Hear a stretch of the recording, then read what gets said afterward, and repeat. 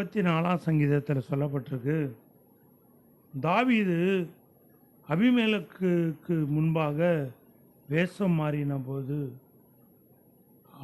அவனால் துரத்தி விடப்படுகையில் பாடின சங்கீதம். தாவீதுக்கு எப்பக்கமும் நெருக்கம். தாவீது சொல்கிறார் பாருங்க, கர்த்தரை நான் எக்காலத்திலும் ஸ்தோத்திரிப்பேன், அவர் துதி எப்போது என் வாயில் இருக்கும். தாவீதுக்கு அவ்வளோ நெருக்கம். அபிமெலேக்குக்கு அபிமெலேக்கால போராட்டம். தாவீதுக்கு பேச மாறி போகிறாப்புல, போகும்போதும் பாடுறாரு, துக்கத்தில் இருக்கும்போதும் பாடுறாரு, பாடுகளில் இருக்கும்போதும் பாடுறாரு. தன்னுடைய குழந்தை கருவில் கன்சீவாக இருந்து, தன்னுடைய மனைவி கன்சீவாக இருந்து மரித்த பொழுதும் துக்கமுகமாய் இருக்கவில்லை. உயிரோடு இருக்கும்போது, வியாதியில் இருக்கும்போது துக்கமுகமாய் இருந்தார் தாவீது. பாவத்தினால் பிறந்த குழந்தை, பாவத்தினால் உண்டான அந்த குழந்தை தான் பாவம் செய்த பொழுது பாவம் செய்து கற்பம் தரித்து அந்த குழந்தை மரிக்கிற தருவாயில் இருந்தபொழுது துக்கத்தோடு இருந்தார். ஆனால் மரித்ததுக்கு அப்புறம் என்ன பண்ணல, அவர் துக்கமுகமாக இருக்கவில்லை. எல்லாரும் குழந்தை மரித்து போச்சு, இது எப்படி தாவீதிட்ட சொல்கிறது அப்படின்னு சொல்லி பேசிக்கொண்டு இருக்கையில் அந்த சத்தத்தை தாவீது கேட்குறார். ரைட்டு, இனிமேல் நம்மளுடைய குழந்தை திரும்ப வராது, மரிச்சிருச்சு அப்படின்னு சொல்லி. அதனால தான் தாவீது சொல்கிறாரு, கர்த்தரை நான் எக்காலத்திலும் ஸ்தோத்திரிப்பேன், அவர் துதி எப்போது என் வாயில் இருக்கும். தாவீதை போல நம்மளால் இருக்க முடியுமா? எந்த சூழ்நிலையிலும் ஜெபிக்கிற ஒரு தேவ மனிதன், துதிக்கிற ஒரு தேவ மனிதன். கர்த்தருக்குள் என் ஆத்துமா மேன்மை பாராட்டும், சிறுமைப்பட்டவர்கள் அதை கேட்டு மகிழ்வார்கள். கர்த்தருக்குள் என் ஆத்துமா மேன்மை பாராட்டும். ஆத்மா எப்பொழுதும் தேவனை குறித்தே துதித்து கொண்டிருக்கிறது தாவீதினுடைய ஆத்மா. அப்போ நம்மளுடைய ஆத்மா எப்படி இருக்குதுன்னு பாருங்களேன். நமக்கு ஒரு பாடுகள் வரும் பொழுது நம்ம என்ன பண்ணுறோம்? உடனே முறுமுறுக்கிறோம். குடும்பத்தில் உள்ள நபரை குற்றப்படுத்துகிறோம், தேவனை குற்றப்படுத்துகிறோம். என்னுடைய வாழ்க்கையில் ஏன் இப்படியெல்லாம் நடக்குது, இந்த சம்பவம் எதனால் சம்பவிச்சுது அப்படின்னு சொல்லி நம்ம கேள்வி கேட்குறோம். ஆனால் தாவீது தன்னுடைய குழந்தை இறந்த பின்பு ஒரு வார்த்தை கூட தேவனிடத்தில் கேட்கல. ஏன்னா அவர் உயிரோடு இருக்கும்போது தேவனிடத்தில் விசாரித்தார், தேவனிடத்தில் அழுதார், உபவாசம் இருந்தார், புலம்பினார். ஆனால் குழந்தை மரிச்சிருச்சு. அவர் துக்கமுகமாக இருக்கவில்லை. ஸ்நானம் பண்ணிட்டு குளிச்சுட்டு ஆகாரம் புசித்தாருன்னு சொல்லி வேதம் சொல்லுகிறது. என்னோடு கூட கர்த்தரை மகிமைப்படுத்துங்கள், நாம் ஒருமித்து அவர் நாமத்தை உயர்த்துவோமாக. அப்ப கர்த்தரை மகிமைப்படுத்தணும். எந்த சூழ்நிலையிலும் உங்களுக்கு ஒரு நெருக்கமா, உங்களுக்கு ஒரு பாடா, உங்களுக்கு ஒரு கடன் பிரச்சனையா, உங்களுக்கு ஒரு வேதனையா, எதை குறித்து கவலைப்படாதீங்க. தேவனை மகிமைப்படுத்துங்க. தேவனை துதிக்க துதிக்க துதிக்க துதிக்க தேவன் நம்மளை விடுவிக்க வல்லமை உள்ளவராக இருக்கிறார். நம்ம நினைக்கலாம், என்னுடைய வாழ்க்கையில் இதெல்லாம் மாறுமா, இந்த பாடுகளும் மாறுமா, இந்த சூழ்நிலைகளும் மாறுமா அப்படின்னு சொல்லி நம்ம நினைக்கலாம். ஆனால் தேவன் சொல்லுகிறார், என்னை நீங்கள் மகிமைப்படுத்துங்கள், மகிமைப்படுத்த நான் உன்னை பெரியவனாய் உயர்த்துவேன்னு சொல்லி தேவன் சொல்லுகிறார். இந்த ஏழை கூப்பிட்டான், கர்த்தர் கேட்டார். அப்போ நம்ம ஏழ்மையில் இருக்கலாம், வறுமையில் இருக்கலாம், தரித்திரத்தில் இருக்கலாம். நம்ம தேவனை நோக்கி கூப்பிடுகிற வேளையில் தேவன் சொல்லுகிறார், கர்த்தர் அதை கேட்டார். இந்த ஏழை கூப்பிட்டான். தாவீது சொல்றாரு, இந்த ஏழை தேவனை நோக்கி கூப்பிடுகிறேன். கர்த்தர் என் ஜெபத்தை கேட்டார். கர்த்தர் என் விண்ணப்பத்தை கேட்டார். என்னை இடுக்கண்களுக்கு எல்லாம் நீங்களாக்கி ரட்சித்தார். தேவ பிள்ளைகளே, நீங்கள் எந்த பாடுகள் வழியாக கடந்து வரீங்க? கடன் பிரச்சனைனால கடந்து வரீங்களா? வியாதினால் கடந்து வரீங்களா? போராட்டத்தினால் கடந்து வரீங்களா? பிசாசுனுடைய பிடியிலிருந்து கடந்து வரீங்களா? தேவனை நோக்கி கூப்பிடுங்கள். கர்த்தர் உங்களை விடுவிக்க வல்லமை உள்ளவராக இருக்கிறார். மனுஷன் இடத்துல போய் உங்களுடைய குறைகளை சொல்லாதீங்க. ஏன்னா அவன் சூழ்நிலைகள் வரும் பொழுது நம்மளை குற்றப்படுத்திடுவான். நீ முன்னாடி இப்படி செஞ்சியே அப்படின்னு சொல்லி குற்றப்படுத்திடுவான். அப்போ நம்மளுடைய காரியங்களை யாரிடத்துலையும் சொல்லக்கூடாது. தேவன் ஒருவரை தவிர எந்த மனிதனிடத்துலையும் நம்ம போய் சொல்லக்கூடாது. கர்த்தருடைய தூதன் அவருக்கு பயந்தவர்களை சூழ பாளையம் இறங்கி அவர்களை விடுவிக்கிறார். அப்படிப்பட்ட நெருக்கமான சூழ்நிலையில் இருக்கிற தேவ பிள்ளைகளை உங்களை விடுவிக்க தேவ தூதர்களுக்கு தேவன் கட்டளை கொடுக்கிறார். நம்ம நினைக்கலாம் நம்ம தனிமையில் இருக்கிறோம், நமக்கு உதவி செய்வார் யாரும் இல்லை, நம்மளை விடுவிக்க யாரும் இல்லை அப்படி சொல்லி நம்ம நினைத்து கொண்டு இருக்கிறோம். தேவன் சொல்லுகிறார், மகனே நீ பயப்படாத, நான் உன் கூட தான் இருக்கிறேன். நான் உனக்கு தூதர்களை அனுப்பியிருக்கேன். பணிவிடை தூதரே அனுப்பியிருக்கிறேன். போகும்போது வரும்போது எல்லா இடங்களிலும் நம்மளை பாதுகாக்க வல்லமை உள்ளவராக இருக்கிறார். அப்படிதான் ஒரு முறை நாங்கள் குடும்பமாய் அம்மாமண்ட ரோட்டில் 2 வீலரில் வந்து கொண்டு இருந்தோம்.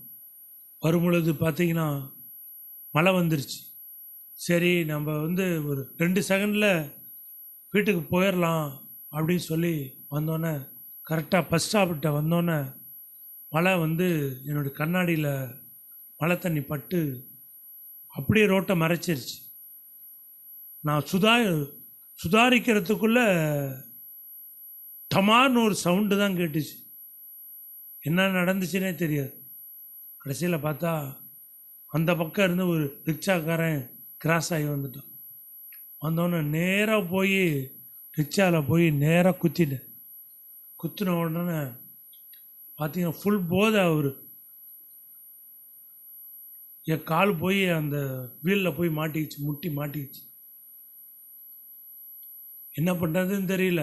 நான் நினச்சேன் என்னுடைய கால் போயிடுச்சு அவ்வளோதான் அப்படின்னு சொல்லி நினச்சிட்டு அப்படியே மெதுவாக காலை வெளியில் எடுத்துட்டு டாக்டர்கிட்ட போனால் ஒரு 6 மாதம் 1 வருஷ காலம் ரொம்ப கஷ்டப்பட்டேன். ஆனால் ஒரு சேதமும் இல்லை. டாக்டர்லாம் சொன்னாங்க, என்ன சொன்னாங்க, நீங்கள் இனிமே கீழே தரையிலேயே உட்காரக்கூடாது, சேரில் தான் உட்காரணும். இனிமேல் நீங்கள் சமணம் போட்டு கீழே உட்கார முடியாது அப்படின்னு சொல்லி. அப்போ ரொம்ப வேதனையாக இருந்துச்சு. ஆண்டவரே, இந்த வயதிலேயே இந்த சூழ்நிலையா வந்துருச்சு, இந்த சூழ்நிலைகள் வந்துருச்சு, ஆண்டவரே எங்களை விடுவீங்க, எனக்கு சுகம் கொடுங்க அப்படின்னு சொல்லி கண்ணீரோடு நாங்கள் ஜெபித்தோம், பாரப்பட்டு ஜெபித்தோம். எங்கள் ஜெபத்தை தேவன் கேட்டார். கட்டணும், எல்லா ட்ரீட்மெண்ட் எடுத்தோம், ஆனால் சுகம் கிடைக்கல. தேவனை நோக்கி முறையிட்டோம், தேவனே இனிமே என்ன பண்ணக்கூடாது, இந்த சூழ்நிலைகள் வரக்கூடாது, இந்த சேர்லேயே உட்காந்து காலத்தை கழிக்கக்கூடாது ஆண்டவரே. மோசன் போகிறப்ப கூட கீழே உட்காந்து போகக்கூடாதுன்னு சொல்லிட்டாங்க. ஆண்டவரே, இந்த சூழ்நிலைகள் இந்த வயதிலே இந்த சூழ்நிலையா ஆண்டவரே அப்படின்னு சொல்லி தேவன்கிட்ட நோக்கி முறையிட்ட பொழுது தேவன் கண் நோக்கினார். எனக்கு தேவதூதர்களை அனுப்பினார், என்னை பலப்படுத்தினார். எல்லாரும் நினச்சாங்க இவனுடைய காரியம் அவ்வளோதான், முடிஞ்சிருச்சு. நானே நினச்சேன் இனிமேல் வேலை செய்ய முடியாது, அவ்வளோதான் நம்மளுடைய வாழ்க்கை அப்படின்னு சொல்லி, எல்லாத்துக்கும் முற்றுப்புள்ளி வந்துருச்சு அப்படின்னு சொல்லி நினைத்த வேளையில் தேவன் ஆரம்பத்தை கட்டளையிட்டார். இல்லை மகனே, முடிஞ்சிருச்சுன்னு நீ நினைக்கிற, எப்போ நீ முடிஞ்சிருச்சுன்னு நினச்சியோ அதுலேருந்து நான் உனக்கு வாழ்க்கையை ஆரம்பிக்கிறேன் அப்படின்னு சொல்லி தேவன் பரிபூர்ண சுகத்தை கொடுத்தார். டாக்டருடைய வார்த்தையெல்லாம் தேவன் பொய்யாக்கி போட்டார். டாக்டர் சொன்ன அந்த வார்த்தைகளெல்லாம் பொய்யாக்கி போட்டார். இன்றைக்கு கீழே உட்காந்து சாப்பிடுகிற அளவுக்கு, தூங்குகிற அளவுக்கு தேவன் என்னுடைய சூழ்நிலையை மாற்றி இருக்கிறார். இது மனிதனால் முடியாது. இந்த காரியங்கள் மனிதனால் முடியவே முடியாது. நான் பட்ட வேதனைகள் கொஞ்சமல்ல நெஞ்சமல்ல. 1 வருட காலம் பயங்கர பாடுகள், பயங்கர வேதனைகள்.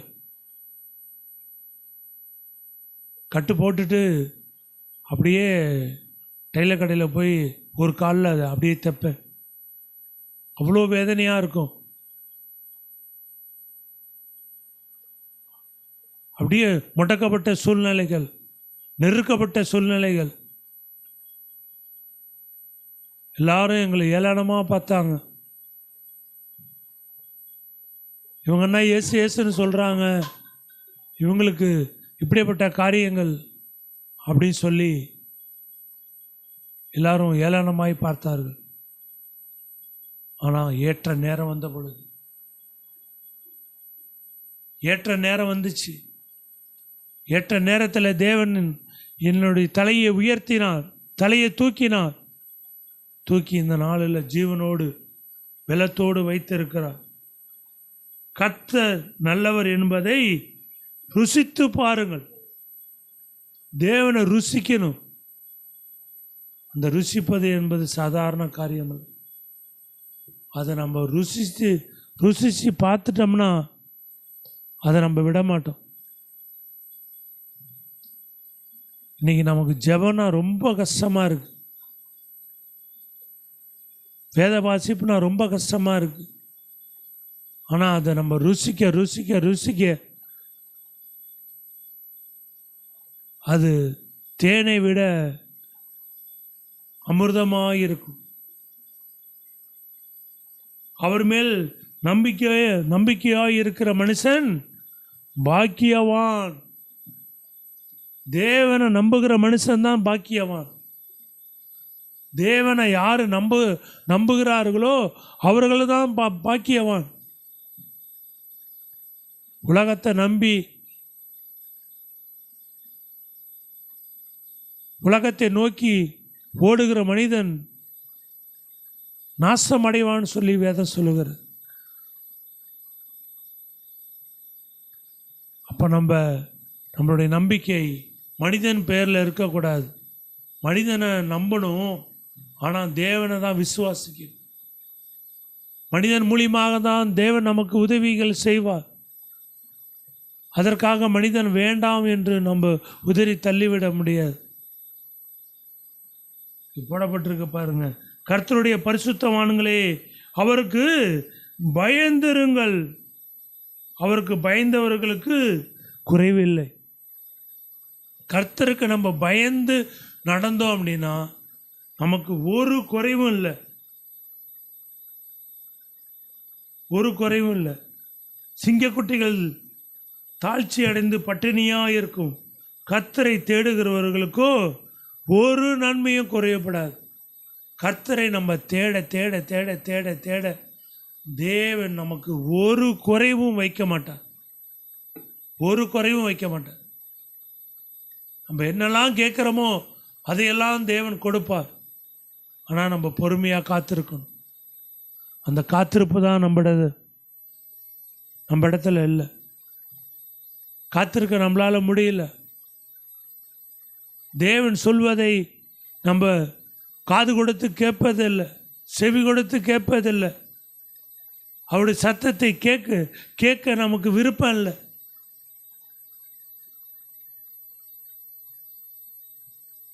பிள்ளைகளே, நீங்கள் எனக்கு செவி கொடுங்க, கர்த்தருக்கு பயப்படுதலை உங்களுக்கு போதிப்பேன். பிள்ளைகளாகிய நம்ம தேவனை நோக்கி செவி கொடுக்கிற வேலையில், தேவனுடைய சத்தத்துக்கு செவி கொடுக்கிற வேலையில், தேவன் சொல்லுகிற அந்த வார்த்தைக்கு நம்ம செவி கொடுக்கிற வேலையில் நான் உங்களுக்கு போதிப்பேன்.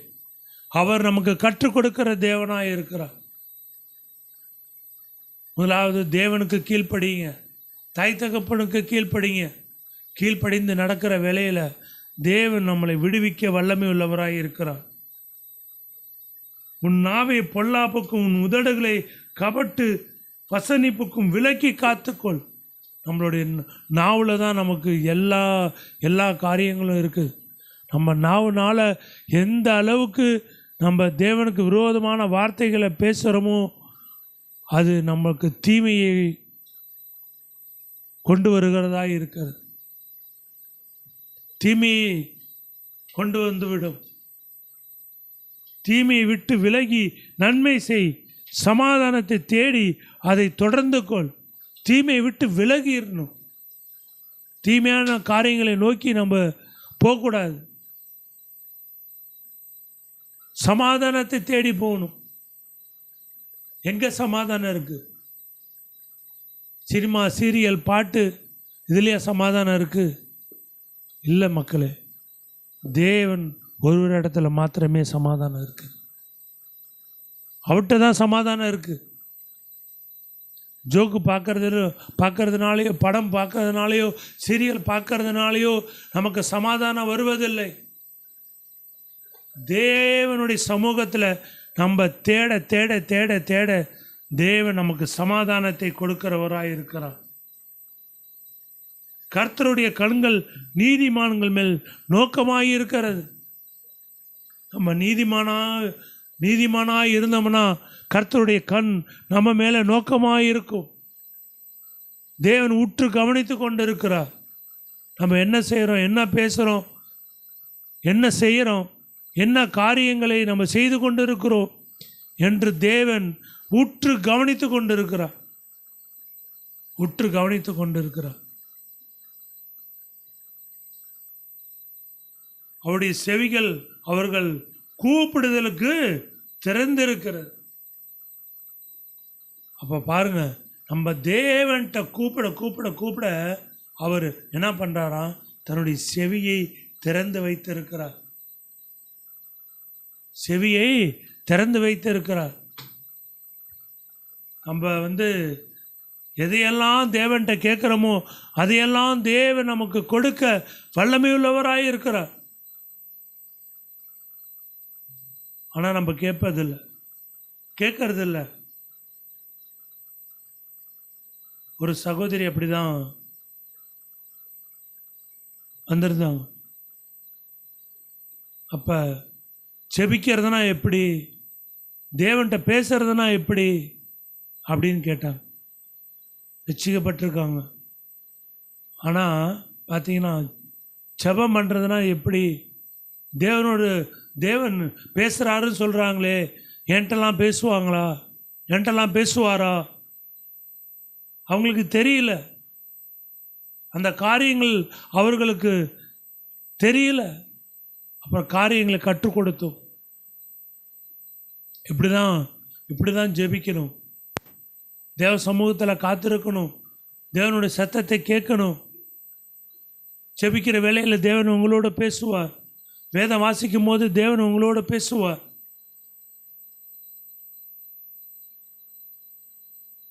தேவ சமூகத்தில் அமர்ந்திருக்கும் போது தேவன் உங்களோட பேசுவார். அப்படி சொல்லி நாங்கள் கற்றுக் கொடுத்தோம்.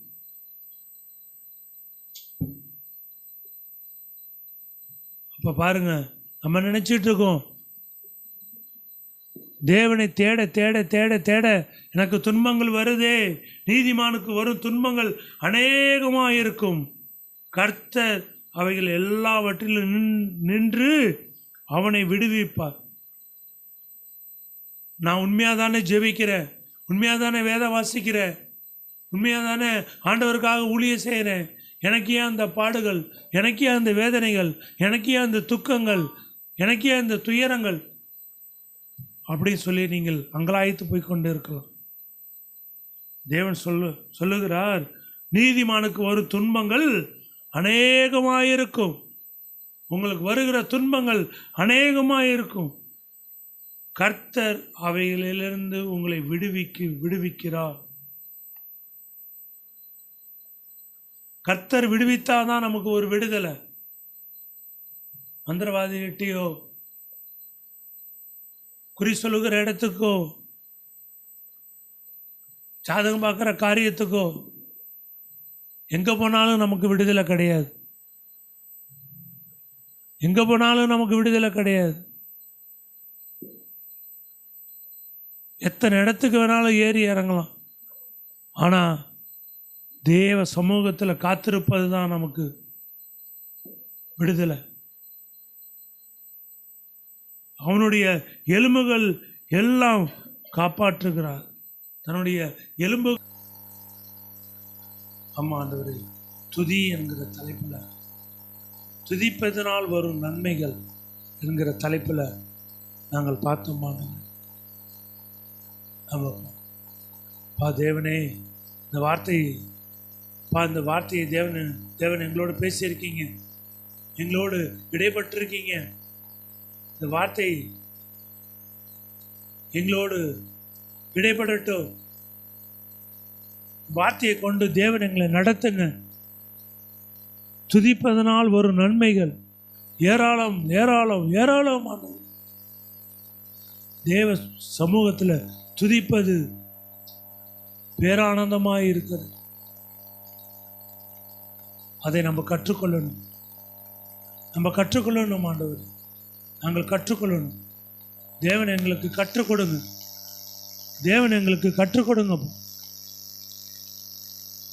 தேவன் எங்களோடு பேசுனீங்களே, அதுக்காக நன்றி செலுத்துங்க.